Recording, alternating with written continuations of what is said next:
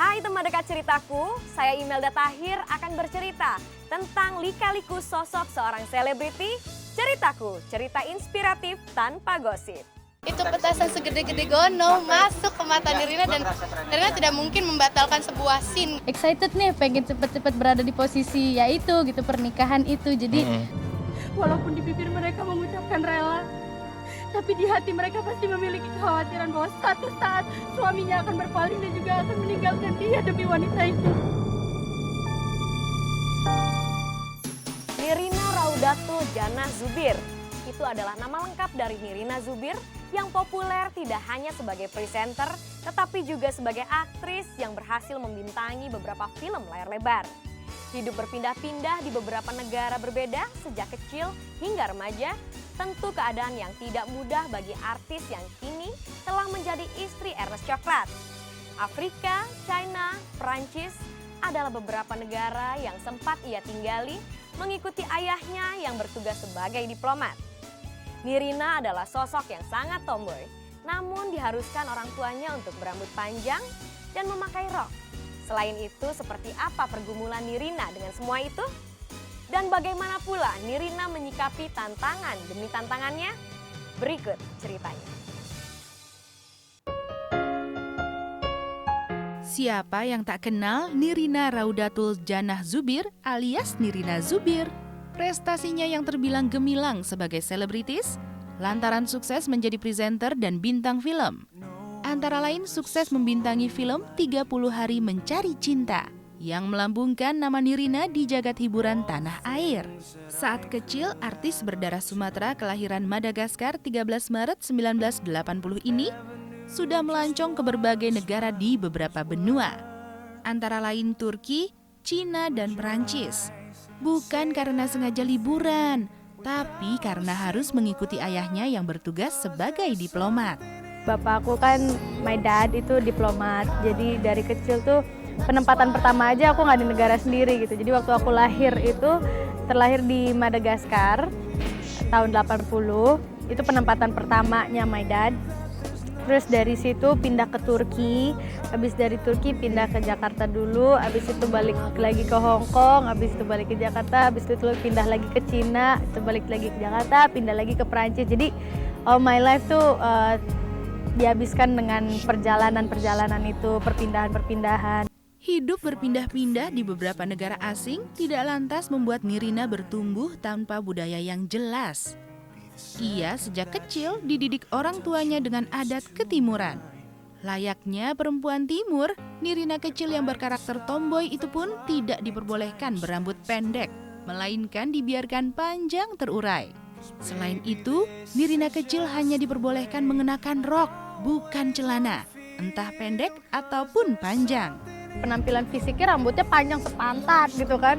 Orang tua sangat-sangat ortodok dalam hal itu gitu. Jadi benar-benar yang pengen tradisional banget, cewek sama dengan rambut panjang, cewek sama dengan pakai rok gitu. Jadi tomboy nanggung. Hatinya tomboy, fisiknya tetap pakai rok ken-ken. Hidup di tengah keluarga terbilang berada dan anak diplomat tidak membuat Nirina Zubir dimanja. Ia merasa orang tuanya mendidiknya saat itu dengan tegas dan disiplin tinggi. Didikan tersebut menjadi pondasi yang berguna bagi hidup Nirina Zubir saat dewasa, di mana ia tidak ingin berdiam diri, tapi selalu kreatif untuk hal-hal yang positif. Dan orang tua aku tuh bukan ngedidik yang tipe-tipe yang aku mau ini terus gitu, ya udah ntar dibeliin, atau enggak misalnya aku mau ini nggak boleh, mau, wow di rumah peletak, ya udah gitu. Jadi benar-benar di rumah tuh if you want something then you have to work hard for it gitu. Jadi kalau misalnya lo mau menginginkan sesuatu, lo bekerja keras untuk itu. Jadi kita udah dikasih jatah misalnya sebulan tuh nih segini. Kalau misalnya segitu, kenapa nggak cukup? Nggak cukup. Ya udah cari lagi sendiri yang lainnya. Mungkin dari kecil udah terbiasa gitu. Kali akhirnya minjemin komik dengan harga 25 perak yang kayak gitu-gitu, minjemin apalah gitu. Pokoknya menghasilkan lah gitu. Mendidik kaya gampang. Mendidik yang sederhana itu yang susah. Jadi kita dasarkan di situ, setelah mereka berhasil, toh mereka juga menikmati apa. Jadi dia nggak kaget gitu.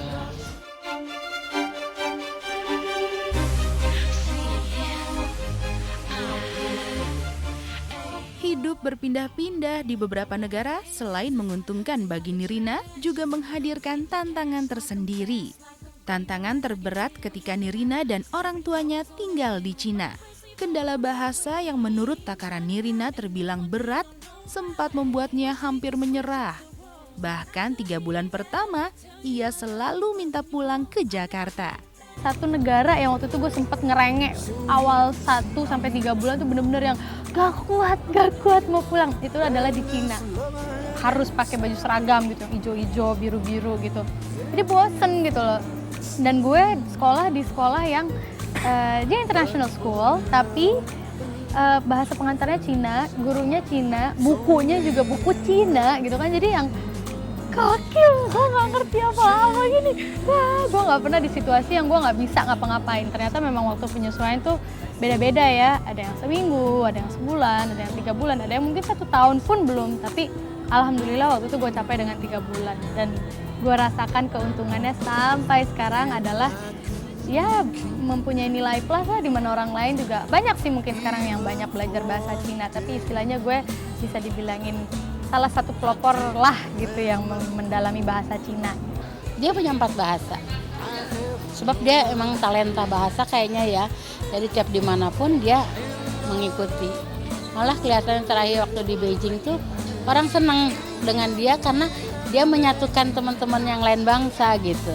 Kan biasanya dimanapun ya orang tuh selalu klik-klikan ya atau tapi dengan adanya Nirina tuh bergabung ya, orang Korea yang ini yang tadinya bermusuhan pun karena ada Nirina tuh enjoy, malah jadi semuanya kompak.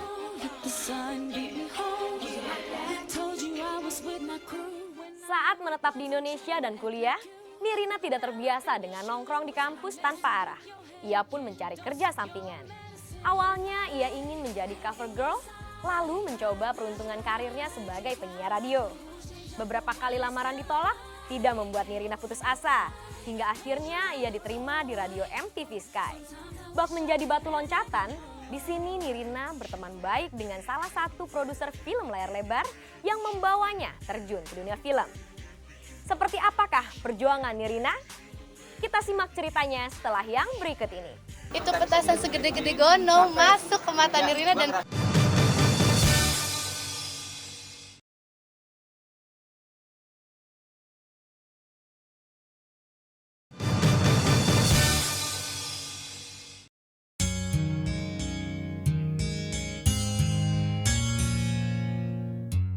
Nirina tidak hanya hidup berpetualang di beberapa negara dan benua, tapi juga secara kebetulan berpetualang dalam kehidupan karirnya. Awal petualangannya tidaklah mudah. Saat ia tinggal di Jakarta dan kuliah, Nirina tampaknya tidak terbiasa dengan gaya hidup anak kampus yang suka nongkrong tidak jelas. Nirina pun mencari kerja sampingan. Ia melamar menjadi bintang iklan, penyiar, dan gadis sampul.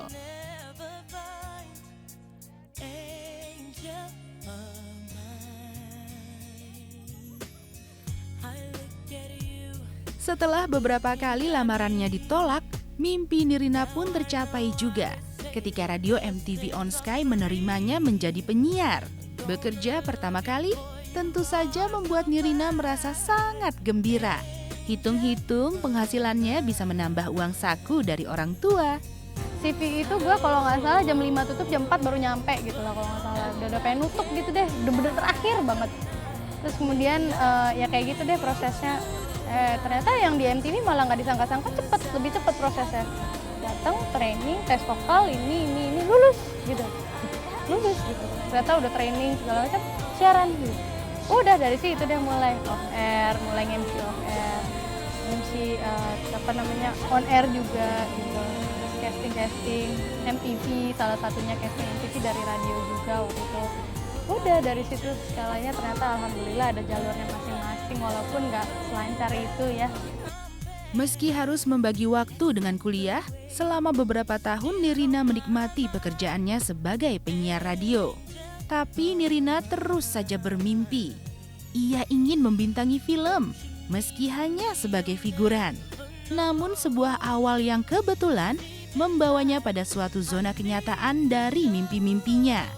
Bukan hanya menjadi pemain figuran, Nirina lolos casting untuk peran utama di film 30 Hari Mencari Cinta yang membuat namanya sebagai aktris tidak bisa dipandang sebelah mata. Kenalin sama Mas Erwin Arnada, Mbak Dimas gitu. Terus aku nyeletuk aja, aku bilang, mau dong jadi figurannya, 5 menit lewat, akan 1 menit lewat juga nggak apa-apa kok gitu. Bener lo mau nak? Mau, yuk, mau bener ya gitu. Ya udah ntar kita kontak ya gitu. Dah, gue pulang nih. Seminggu, 2 minggu. Sementara waktu gue datang aja itu udah 2 minggu syuting, jadi udah 2 minggu lewat berarti kan udah selesai dong. Wah, gue nih dihubungin nih, bohongin nih gue, lagi-lagi gue dibohongin, casting nggak lulus ini lagi gitu kan. Ternyata pasti gue telepon lagi, Mas mana katanya mau ngajak gue, lu serius nak? Serius, gue bilang gitu. Ya udah deh gini aja deh nak, kita punya satu lagi yang baru kok, nanti lu main di situ aja. Main di situ maksudnya jadi figuran juga gitu di situ, yuk gitu. Enggak lah, kita casting lu jadi salah satu pemain utamanya. Loh, oh ya, gue bilang, sampai merinding sendiri kok. Terus ya udah bermulai dari situ, akhirnya disitulah gue di casting untuk 30 Hari Mencari Cinta. Len! Cuma dong, gue udah telat nih, gue ada ujian jam 8.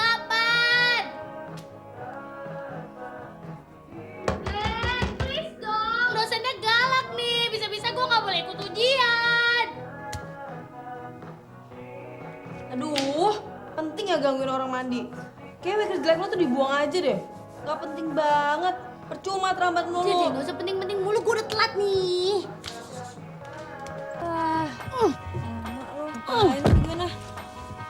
Ayo, gue telat banget nih. Kalau perlu ntar lampu merah, terobos aja. Aduh, enak aja emang mau presiden apa? Lo tadi mandi gak sih sebenarnya? Enggak, cuma sikat gigi doang. Tapi gue pakai deodoran kok. Jorok ah. Enak kan? Dia bisa memerankan karakter apa aja kok.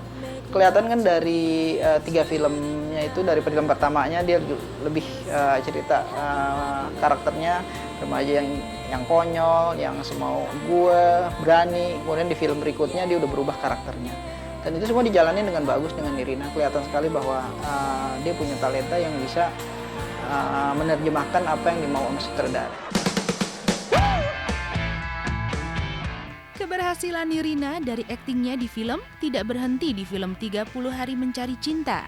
Beberapa film yang dibintanginya kemudian menunjukkan Nirina sebagai aktris yang memiliki bakat alami di kelasnya.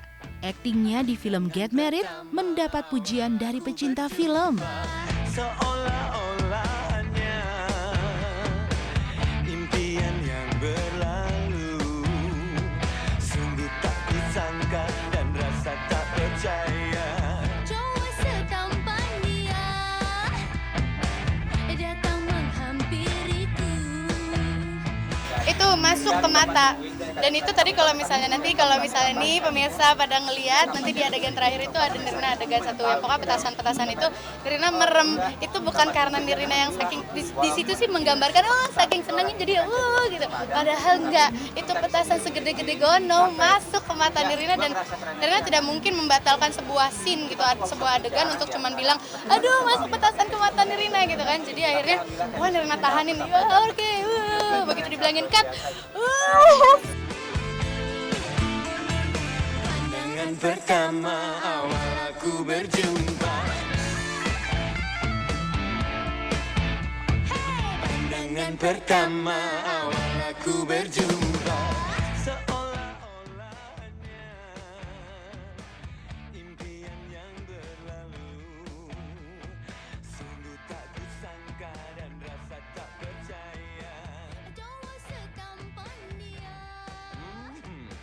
datang menghampiriku. Hampir-hampir aku tak sadar dibuatnya. Memang kecantikannya dan kelembutan hatinya. Karena dalam sejarahnya slang yang ngomong sendiri adalah kakak belum pernah duet sama perempuan.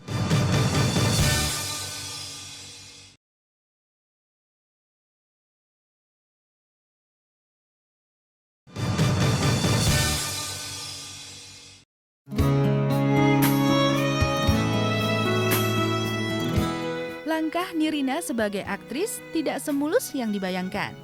Sebab menjadi artis ketika itu masih terkesan miring karena identik dengan penampilan seksi dan dunia gemerlap. Dua hal yang bertentangan dengan prinsip ayah Nirina yang sejak kecil memegang teguh prinsip agama yang benar. Tapi tantangan ini tidak membuat prestasi Nirina di akting menurun. Ia mungkin ditakdirkan menjadi bintang. Prestasi demi prestasi dalam akting digapainya meski dengan kerja keras. Puncak pengakuan yang kelihatan terhadap aktingnya adalah saat Nirina meraih piala di ajang Panasonic Award. Jadi gue sekarang adalah menurut gue orang yang paling beruntung karena mempunyai dua dunia yang gue bisa pilih dan dua-duanya gue sangat mencintai. Satu presenting MC dan embel-embelnya itu, dan satu adalah film gitu loh. Dimana yang di sini gue bisa menjadi diri sendiri, di sini gue bisa mempunyai kesempatan untuk menjadi orang lain. Nah yang susah tuh papanya, karena papanya tuh kan yang dasar agamanya tuh kuat sekali gitu. Apakah petualangan Nirina Zubir di bidang seni berhenti di akting? Nyatanya, akting justru menjadi jembatan bagi Nirina untuk mengeksplorasi kemampuannya di bidang olah vokal. Ketika dirinya didaulat menjadi bintang film Get Married, Nirina didaulat produsernya untuk berduet dengan Kakak Slank untuk mengisi soundtrack di film yang dibintanginya tersebut. Pandangan pertama awal aku berjumpa, pandangan pertama awal aku berjumpa, seolah-olah hanya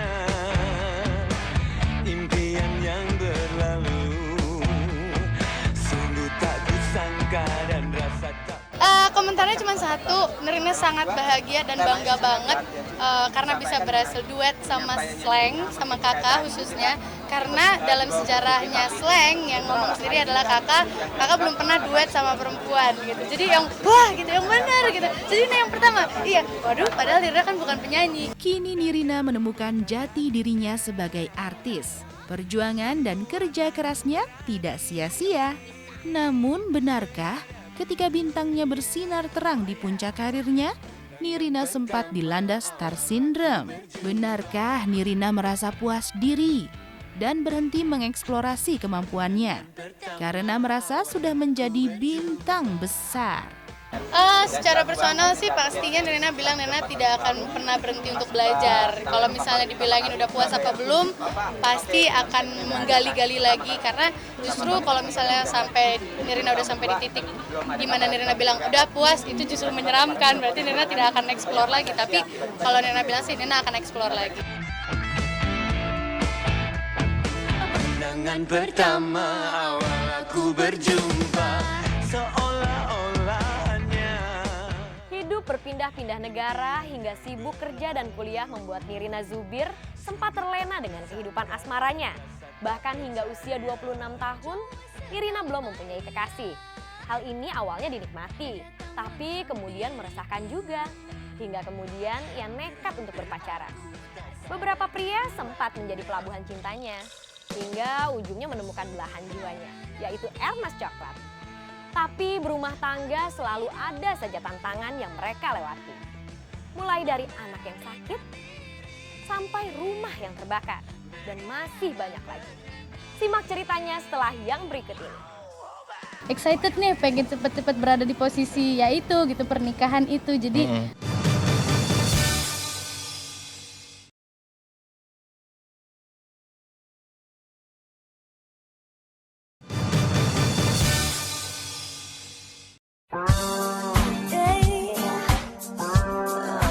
Sibuk bekerja sempat membuat Nirina Zubir melupakan asmara. Hingga usia 26 tahun, ia bahkan belum memiliki pacar. Nirina menjadi perempuan workaholic yang ia pikirkan hanya kerja, kuliah, dan uang. Nirina bahkan nyaris tidak punya waktu atau tidak bisa lagi untuk tidur karena diburu-buru pekerjaan. Abis syuting di lokasi Pengalengan, terus gue harus ke sini untuk present. Terus nanti gue balik lagi ke Pangalengan, terus setiap hari Senin gue harus balik lagi ke Jakarta untuk presenting acara sport. Sementara abis dari sport itu 1:30 baru selesai, balik lagi Pengalengan langsung ke lokasi syuting. terus kayak gitu nanti hari Sabtu lagi pulang lagi untuk acara presenting musik. Jadi kayak gitu gue insya Allah membalance antara dua dunia itu, dan gue sih nggak ada turning back, nggak akan ada yang aduh capek loh, itu kan resiko gue sendiri, gue nggak tidur, gue apa. Tapi memang satu yang harus dijaga adalah kesehatan, itu adalah yang paling termahal di dunia, nggak ada harganya kalau kesehatan. Kalau udah sekali tumbang, wassalam. Pesan saya sebagai ibu, sebagai orang tua, ingat sama Tuhan. Usahakan tidak merubah satupun apa yang kamu punyai di badan kamu untuk merubah pemberian Tuhan.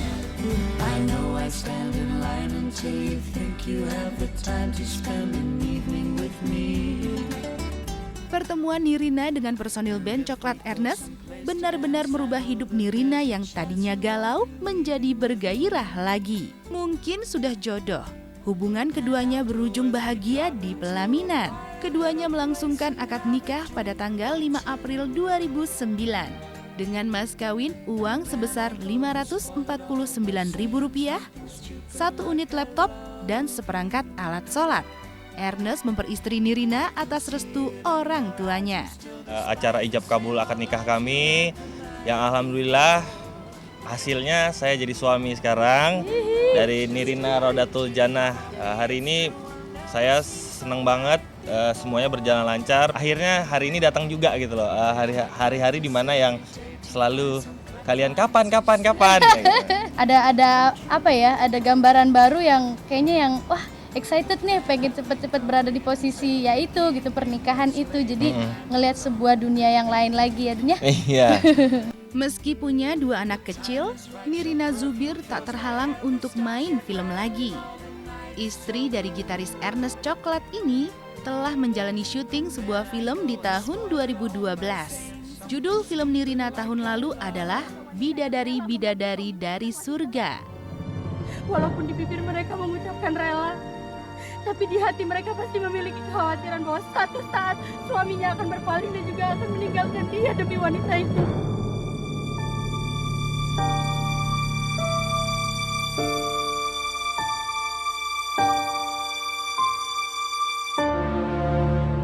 Saya bilang sih kalau untuk Nirina Zubir itu mukanya tuh kayak unyu-unyu banget ya, lucu banget. Terutama dia manis, cantik, aktingnya bagus, cabi-cabi gimana gitu mas. Karirnya terus makin gemilang aja ya, dia tuh terus gak pernah berhenti walau udah nikah, tapi dia tetap ngelanjutin karirnya, main film semua. Kan dia juga pernah kena musibah ya, kebakaran kayak gitu-gitu, tapi dia tetap ada buat industri perfilman. Jangan menjadikan orang lain sebagai ukuran atau patokan, sebab masing-masing orang mempunyai takdirnya sendiri. Bagaimana proses kita ke sana? Pasrah kepada kehendak Sang Khalik sembari berusaha keras adalah kunci yang harus kita pegang. Semoga cerita dari kehidupan selebritis tadi membawa inspirasi bagi kehidupan Anda. Sampai jumpa di ceritaku berikutnya. Dah. Pandangan pertama awal aku berjumpa, pandangan pertama awal aku berjumpa, seolah-olahnya impian yang berlalu. Sungguh tak kusangka